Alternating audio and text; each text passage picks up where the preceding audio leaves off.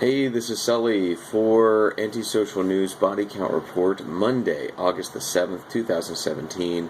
And there's a few stories that I'm going to get to today. I'm not going to do the webcam thing because most of the stories don't have pictures, so I'm just going to do a news rundown.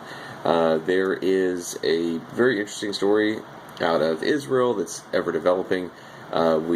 It's looking like we might be gearing towards another what's called intifada, and they're trying to validate it with support from Jordan, with the Jordanian king.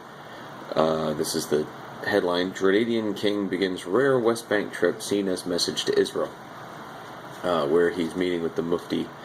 And there's been a lot of recent conflict. Look at the link lists in the previous Body Count Report videos to see some of the conflict between Israel and the Palestinian authorities. I have three links here from three different stories in the Philippines. We have still fighting Muslim extremists in the Philippines. Headline: Army to send more troops to NEGROS.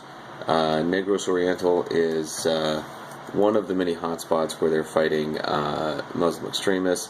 And then a more broad view story underneath that is Armed Forces of the Philippines, or as it's only listed in the article, AFP, getting serious now. Headline: AFP trains guns on 3 top terror leaders, and they're looking for the leaders of Maute and Abu Sayyaf. So check that story out. It goes into a lot of detail of stuff I've talked about on Antisocial News quite a bit. And then back to the Philippine drug war. You have Assassination of a Judge gives validity to stricter laws and the drug war. Butuan judge shot dead, wife seriously wounded. Link is in the description of this video. Check that story out. It's a pretty scary situation out there in some spots. So, incredible story coming out of India, where it appears that there's a more self-aware approach to a constant war situation, where people are starting to realize that constant war isn't good. A leader in the Kashmir area, Jitendra Singh, has been talking it out and breaking down, saying, "Hey, is this the Mahatma Gandhi model of resistance, or is this the Nelson Mandela model or Martin Luther King model? What are we doing here?" And then he took a swipe at the leaders of the resistance, the separatist leaders, and said, "You ensure your children are well settled in the most lucrative positions and placed in peaceful areas of India and other parts of the world, and at the same time you instigate poor men's children to become martyrs."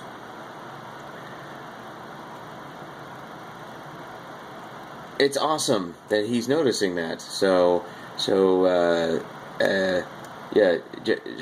Jitendra Singh is the hero of the day for noticing the hypocrisy of the separatists in Kashmir. This is what I was yelling during the last intifada, where super rich people were in Qatar throwing money at Hamas and sending poor people in the West Bank and Gaza to die, instead of just helping the situation out, and instead they were fomenting conflict and war.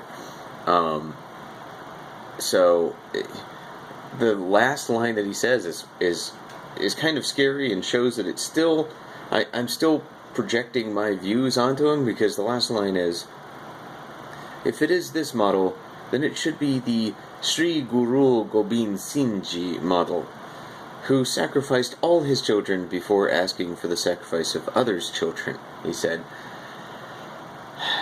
So, this guy might be super violent, but at least he is still wanting a more self-aware, less hypocritical view.